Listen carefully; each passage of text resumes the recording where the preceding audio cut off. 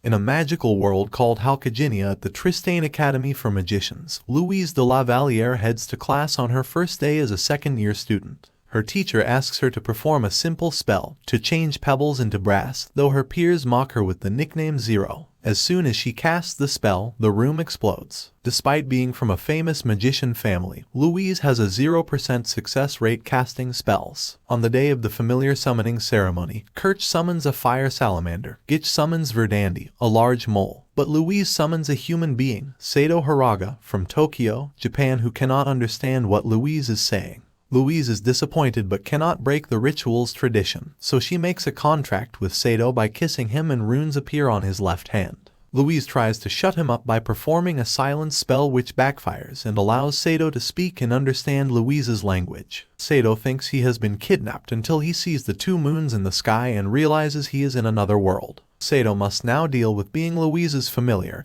and he is often whipped for being disobedient. In the morning, Sato dresses Louise before they go to breakfast, where Sato only gets a piece of bread and meets a kind maid, Siesta. Unhappy with the arrogance of nobles, Sato mocks Gitch's two-timing nature, so Gitch challenges him to a duel. Despite being severely beaten up by Gitch's summoned brass golem, Sato refuses to back down. Impressed, Gitch tosses him a sword to give him a chance. The runes etched on Sato's hand begin to glow the moment he touches the sword, enhancing his strength and speed and giving him sword skills, and he easily defeats Gitch. However, he soon collapses after the fight from fatigue. Mr. Colbert and the headmaster Osmond suspect Sato may be a legendary familiar. With his victory over Gitch, Sato has become popular among commoners and several nobles. Siesta and the commoners, who now call him our sword, secretly feed Sato as Louise is withholding food as his new punishment. He also learns why people call her Zero. To add to his troubles, Kirch, a noble from Germania, has chosen him as her next boyfriend.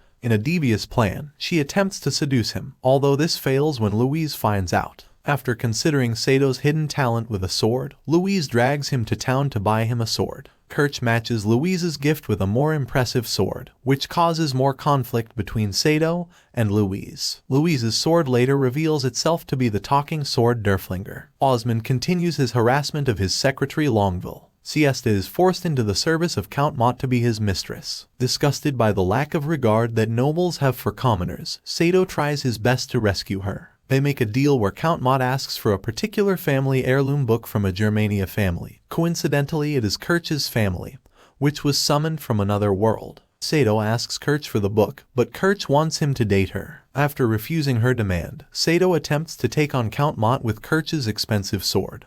But his runes do not activate as it is an ornamental sword not meant for combat, and he struggles to lift it. Louise and the others arrive just in time to prevent Sato from being executed. Kirch agrees to give Count Mott the book in exchange for Siesta's freedom and forgiving Sato for his offense. After they return to the academy, Siesta kisses Sato on the cheek in thanks for his efforts. The exhibition of new familiars is a day away, and Louise is feeling rather depressed about it. Not only does Sato have nothing impressive to show, but this year the Princess of Tristain will be present, which makes the event more important. As night approaches, desperation sets in as Sato is unable to produce an act worthy of praise. A visitor to Louise's room turns out to be Princess Henrietta herself, and she explains how she and Louise are childhood friends. The next day, Sato performs a weak sword-swinging demonstration only to be dragged off stage by Louise. They witness Fauke the sculptor attempting to break into the school's treasure vault using an earth golem. Louise tries to stop her with her magic, but her blast misses the golem and hits the tower wall, breaching the magic barrier to the vault. Tabitha and her dragon familiar, Sylphid, fly in to help but are too late to prevent Fauke from stealing the fabled Staff of Destruction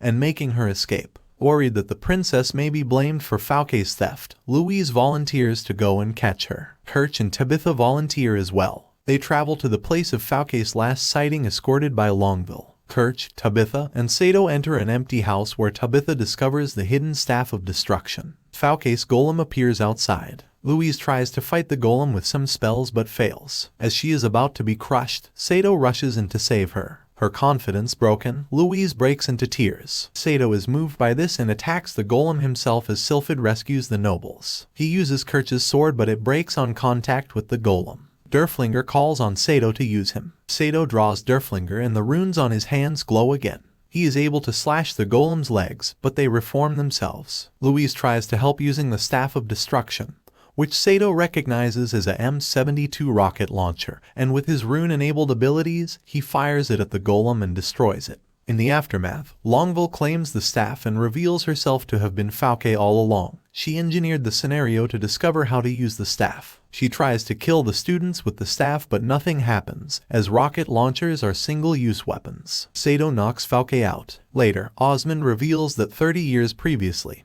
he was fighting a monster when a man from another world used one of two staffs to save his life. After the man died, Osmond buried the man and kept the remaining staff. The school later holds a ball to celebrate, where Louise asks Sato to dance with her and thanks him for saving her. Henrietta congratulates Louise for capturing Falke. She offers her hand to Sato, but Sato misunderstood and kisses her on the lips. Henrietta asks Louise and Sato to work undercover to determine if nobles are taking advantage of the commoners. Louise naively loses all of their money in a casino where she was hoping to increase their funds. Refusing to ask Henrietta for more money, Sato and Louise find work at a tavern called Charming Fairy Inn run by Scarin and his daughter, Jessica. Louise works as a waitress and Sato works as a dishwasher, where he is in close contact with Jessica, much to Louise's displeasure. Scarin holds a contest for the waitresses. Whoever gets the most tips gets a large reward plus the chance to wear a special maid outfit. Louise is unable to earn any tips because of her temper until an arrogant noble enters the bar. After bringing him to justice, the noble runs off, but leaves a large bribe for Louise. The tip enables Louise to win the contest. Even though she and Sato now have to leave, Louise wears the special maid outfit just for him. It's summer vacation, and many students are traveling back to their families. Kirch goes along with Tabitha to her home. As a result, Louise and Sato are alone for once. Kirch learns that Tabitha's real name is Charlotte, Princess of Gallia, and that she has a tragic past in which her mother drank a potion that drove her insane. Her reason for returning home is revealed to be a mission from her uncle, the King of Gallia. Meanwhile, Montmorency is upset that Gitch has been flirting with other girls, makes aphrodisiac, and tries to slip it into Gitch's drink. Sato finds a large cooking pot that was about to be thrown away, and fashions it into a hot tub later at night, similar to those in Japan. While Sato relaxes in the tub, Siesta passes by and joins him, much to his embarrassment. Louise sees the two together and becomes so frustrated that she interrupts Gitch and Montmorency, and accidentally consumes the drink with the love potion in it. When Sato returns to her room, Louise gets flustered and falls completely in love with him. Louise continues her lovey-dovey behavior towards Sato, which freaks him out, as well as causes a misunderstanding with Siesta. In desperation, Sato demands that Montmorency create an antidote, but she refuses to help until he threatens to blackmail her into helping. Since the antidote requires the tear of a water elemental, Montmorency and Gitch lead Sato and the love-struck Louise to Legdorian Lake, where they make contact with the water spirit who is flooding the land so that she can search for her stolen precious treasure, but she is being hindered by magic users. Sato volunteers to deal with them, and he and Gitch fight the intruders, who turn out to be Kirch and Tabitha. Sato promises to find whatever the water spirit has lost. The spirit trusts his word as Gandalfer and gives him the antidote. Having taken care of the love potion, Louise and Sato receive a new mission. In order to strengthen her country's alliance, Princess Henrietta is to be wed to the Emperor of Germania. Louise and Sato must recover an indiscreet letter that Henrietta wrote to Prince Wales of Albion, or the wedding will be cancelled. The princess is unable to see the prince in person because Albion is in a state of civil war. Gitch overhears the conversation and volunteers to aid the princess, and Henrietta accepts, much to Louise and Sato's surprise. Before leaving, Sato learns about Gandalfer and legendary void magic from Colbert, as well as a story of two dragons. On the day of departure, their escort, Ward's, captain of the Griffin Squadron, arrives. It turns out he is also Louise's fiancé, and Sato grows jealous of him. Later, Derflinger talks to Sato about Gandalfer, and how only a Gandalfer can wield Derflinger. Wards proposes to Louise then, at dinner, asks Sato to spar with him. Wards wins easily and mocks Sato's promise to protect Louise, leaving Sato depressed. That evening, Louise and Wards board the ship after convincing her that the Gitch and Sato have returned home. He persists in his courtship and Louise accepts his proposal. In truth, the boys have been delayed by the sudden appearance of Falke and her golem. They are saved by Kirch and Tabitha, who showed up on Sylphid. Sato figures out that Wards and Falke were working together and Louise is in trouble. Wards and Louise arrive in Albion, the floating continent, where they meet with Prince Wales. Louise delivers the letter, then Wales gives a reply letter to her that she is meant to retrieve, and learns of the power behind the uprising of nobles in Albion.